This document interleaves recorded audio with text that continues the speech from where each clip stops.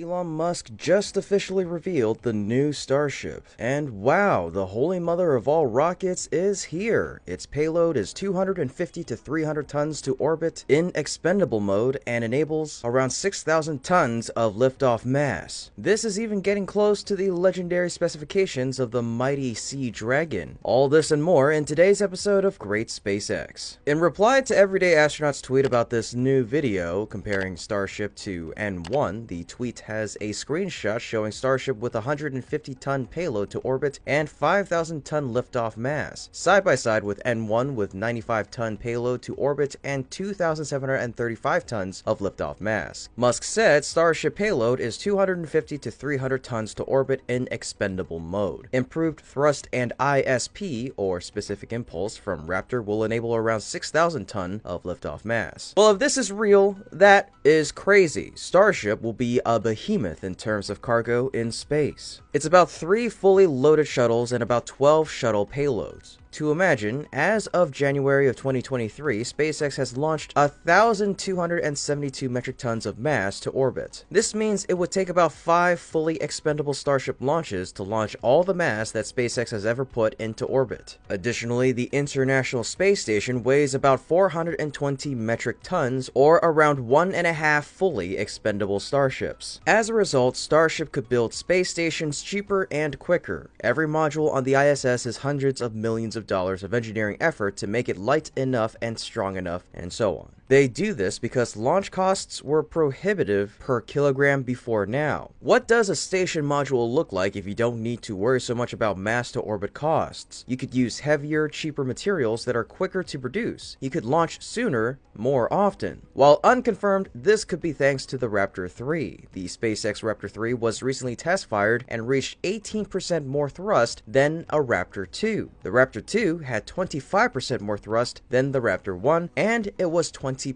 lighter. SpaceX will remove gimbaling on the outer engines and remove the rocket shroud where possible as well. It's likely that besides increasing thrust, that SpaceX continue to reduce the weight by another 200 kilograms. This would mean reducing the weight of the rocket by 8 tons for the 40 engines in the first and second stages of the Super Heavy Starship. In short, hopefully Musk won't have any confusion here. In any case, Starship is extraordinarily ambitious. Even before considering the unproven concepts of orbital propellant refilling and full rapid reusability that are central to the full system, Starship is indeed a beast. The rocket measures 120 meters or around 390 feet tall and is theoretically capable of producing up to 7,590 tons or around 16.7 million pound force of thrust at sea level. It's larger, taller, heavier, and more powerful than any other launch vehicle in history. 33 Raptor 2 engines power Starship's super heavy booster, which is also more than any other rocket. Once optimized, SpaceX says that Starship can launch up to 150 tons or around 330,000 pounds to low Earth orbit while still recovering the orbital ship and suborbital booster for reuse. CEO Elon Musk has stated that Starship reuse will eventually take only hours, enabling multiple flights per day for each ship and booster and dropping the marginal cost of each launch to just a few $1,000,000. In comparison, SpaceX's workhorse Falcon 9 rocket uses simpler Merlin 1D engines and has just 10 of those engines compared to Starship's 39 Raptors, producing about 10 times less thrust at liftoff and can launch about 11% as much payload to orbit while expending its upper stage. Even then, Musk reported in mid-2020 that the marginal cost of a Falcon 9 launch was around $15 million,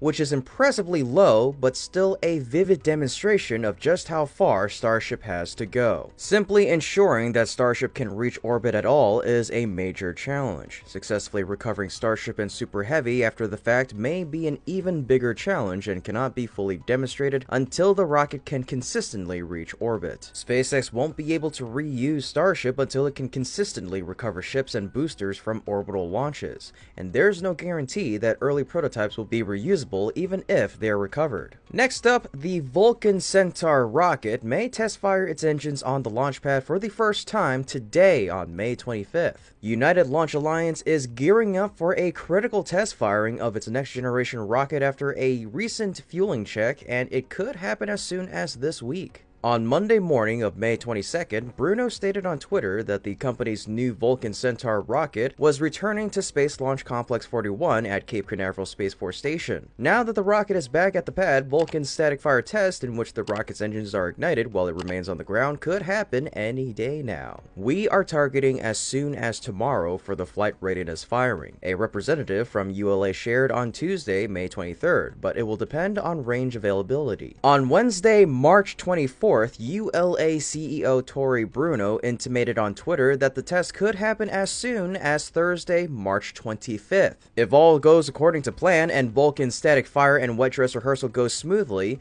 the rocket's first launch will be its next major milestone. Bruno has previously indicated sometime in June or July as Vulcan's earliest likely launch date, with launch windows available 4 to 5 days every month. ULA previously completed a successful tanking test on the company's new Vulcan on May 12th, filling the rocket with over 1 million pounds of fuel during the test. ULA engineers then evaluated the fueling test results against Vulcan's design expectations. 2 days after the successful tanking, Bruno indicated in a May 15th tweet that the tests were good, but that teams would be making some parameter adjustments ahead of Vulcan's first static fire. That milestone moved Vulcan one step closer to its first launch, with only a static test firing of the engines and wet dress rehearsal left to validate the vehicle. And for today's final bit of news, Russia's MS-23 Progress cargo freighter launched Wednesday from Kazakhstan on a mission hauling more than 2.7 tons of fuel, food, experiments, and supplies to the International Space Station. The Progress MS-23 supply ship lifted off at 8:56 a.m. EDT from Launch Complex Site 31 at Baikonur, located in a remote part of Kazakhstan east of the Aral Sea. The Soyuz team loaded kerosene and liquid oxygen propellants into the 3-stage rocket in the final hours before liftoff, timed for 5:56 p.m. local time at the spaceport in Central Asia. After liftoff, the Soyuz 2.1A rocket headed northeast to line up with the space station's flight path, then shed its 4 liquid-fueled boosters about 2 minutes into the flight. The aerodynamic shroud covering the Progress MS-23 spacecraft jettisoned moments later, followed by separation of the Soyuz core stage nearly 5 minutes after liftoff. A third stage engine ignited to finish the job of putting the cargo ship into orbit about 9 minutes into the mission. The Progress supply ship separated from the rocket and unfurled its solar panels and navigation antennas, and then commenced a sequence of engine firings to adjust its orbit to match that of the space station. After a radar-guided rendezvous, the cargo freighter lined up with its docking port at the Poisk module on the Russian segment of the space station. Docking with the Poisk module occurred at 12:19 p.m. EDT. Russian cosmonauts on the station, part of the lab's long-duration 7-person crew, will open hatches to begin unpacking cargo from the pressurized cabin of the Progress spacecraft. This is the 84th Progress cargo ship to launch to the space station, and the mission is designated Progress 84P by NASA. There are currently 11 people on the space station, including the 4-person private astronaut mission from Axiom Space that arrived Monday for an 8-day stay. Russia's space agency said the Progress MS-22 cargo ship carries 2,491 kilograms of supplies and fuel to the space station. And that's about it for today's episode. Thank you so much for tuning in, and if you enjoy what my team and I are doing, you can become a patron through our Patreon link in the description below. Otherwise, as always, this is Kevin from Great SpaceX, and my team and I will see you next time.